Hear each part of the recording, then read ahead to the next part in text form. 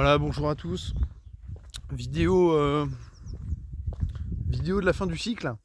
Elle arrive que maintenant, là, un peu débordé. Et donc c'est pour ça que je donne les résultats que maintenant. Mais voilà. Donc, pas mal de choses à dire sur cette vidéo de cycle. Puisque du coup, j'ai parlé aussi de mes revenus de ce cycle, un petit peu comment ça s'est passé. Et puis aussi, je vais réagir. J'ai fait une vidéo la dernière fois sur le nouveau boost qui est arrivé. Et, et je pense qu'on a beaucoup avoir été surpris par la réalité du sort. Donc je reviendrai dessus sur la suite du coup, l'impact stratégique, etc. Mais pour commencer, donc le cycle. C'était un cycle particulier, puisque c'était mon premier cycle où j'utilisais de la magie, voilà, donc j'avais défini une somme. Je suis allé à dépenser, donc dans la totalité du cycle, j'ai dépensé 165 GMT, je l'ai fait uniquement en EcoBoost. Et donc le principe était le suivant, c'était, je m'en fichais en fait des multiplicateurs. Le but c'était d'essayer de toucher des rounds de long pour faire le plus de score possible. Voilà, augmenter le plus possible mon score personnel. Et en augmentant mon score personnel, eh bien, le nombre de blocs passifs que je vais toucher, et etc., etc. Donc voilà, et puis ma part Satoshi. Donc, conclusion de ce cycle. Je déduis évidemment les 165 GMT de mes gains. J'ai donc touché hop, 211 dollars. 211 dollars. Dont donc j'ai 130 130 dollars de par Satoshi. C'est mon nouveau record de par Satoshi. Donc là où je peux dire que la magie a été vraiment efficace, c'est dans le fait d'augmenter ma part Satoshi. Pour rappel, mon solo se situe vers 150 dollars. Donc en Satoshi, là, je suis inférieur au solo. Voilà. Et donc le reste, c'est les blocs. Et donc j'ai touché 13 blocs. J'étais en Ligue Eclipse. Donc 13 blocs en Eclipse, bah, c'était plutôt pas mal, hein, puisque j'avais touché la semaine d'avant 15 blocs dans Horizon.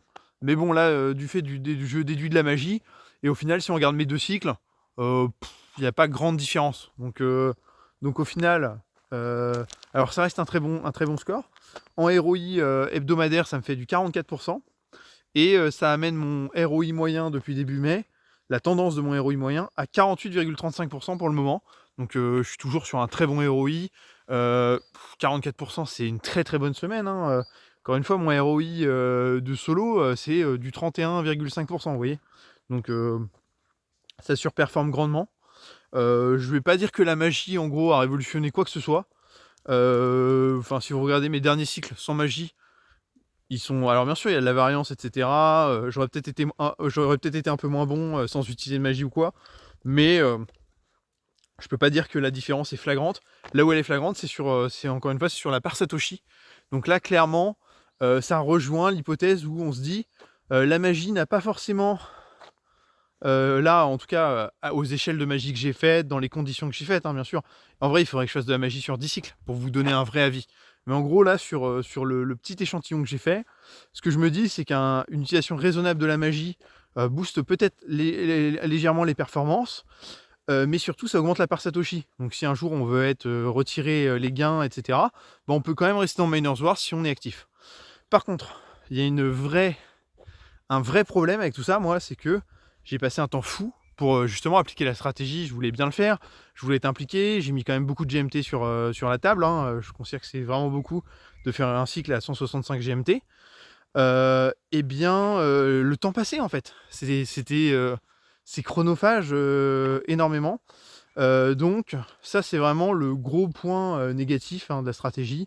Donc, à moins vraiment que vous ayez beaucoup de temps libre, que vous soyez passionné de regarder l'historique des blocs et d'être là pour actualiser et cliquer à la seconde près pour lancer l'éco-boost ou je ne sais quel autre sort.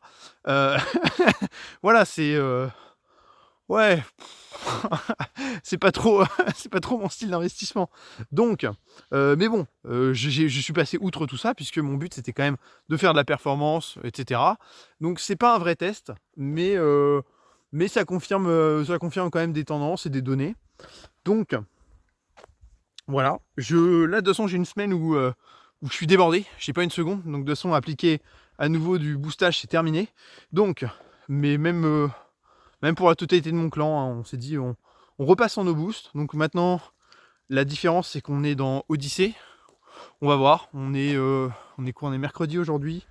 On n'a toujours pas touché un seul bloc, mais on se fait pas trop de soucis, hein. On sait que dans ces ligues là, en plus, un multiplicateur et ça change tout. Donc on verra bien comment se passe la semaine. Voilà, ce sera l'affaire de la semaine prochaine. Mais en tout cas, c'est reparti pour le no boost. J'arrête la magie. Et donc je suis obligé d'introduire un sujet, puisque moi je pensais que cette semaine, j'étais le premier à le penser, hein. Je pensais que j'allais booster comme un taré, j'avais préparé des GMT de côté, etc. etc. Et ben en fait, assez vite, quand j'ai vu le nouveau sort, les GMT stockés sont partis en TH, immédiatement. Pourquoi parce que le prix en fait du nouveau booster x100 est, est corrélé en fait à la puissance de ferme. Alors ce qui paraît très bien, hein, parce que l'autre système qui était proposé, si ça coûtait genre 0,7 GMT pour l'unité, il y avait un vrai problème où en gros ça obligeait tout le monde à devenir actif dans la war, etc. Donc la bonne nouvelle, c'est que ça change rien à la war. Il n'y a pas besoin de cliquer en permanence, il n'y a pas besoin de ça. Je trouve le sort assez naze. Assez naze dans le sens où en fait c'est juste une roquette améliorée et qui coûte cher pour les grosses fermes. Pour les petites fermes, vous pouvez, s'ils sont vraiment pas chers, vous pouvez en abuser, quoi, il n'y a pas de souci. Mais en gros, pour assez vite, en fait, c'est des coûts hyper importants. Et ça apporte quoi? C'est juste 30% de réduction sur la même mécanique qu'une roquette, en gros.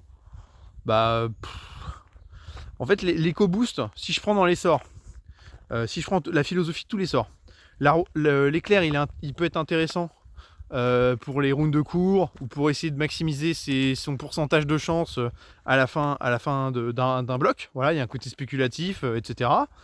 La roquette, elle est parfaite pour un round qui dure un certain temps. Voilà, et c'est lui qui bat tout le monde à 6 minutes, etc. Mais aussi, si le round se prolonge, il continue d'accumuler, donc ça reste un sort qui peut rapporter quand même pas mal et qui est assez polyvalent. L'éco-boost, lui, c'est vraiment... il surperforme quand il va au-delà de 8 minutes, il surperforme tout. Et après, voilà, il fait des scores de fou, hein. Moi, c'est pour ça qu'on avait fait une stratégie d'ailleurs basée sur l'éco-boost. C'est parce que justement, le principe, c'était de dire, quand tu arrives à toucher un round de 40 minutes, ça t'a rapporté tellement en score par rapport aux autres sorts que, c'est bien, quoi. Donc voilà.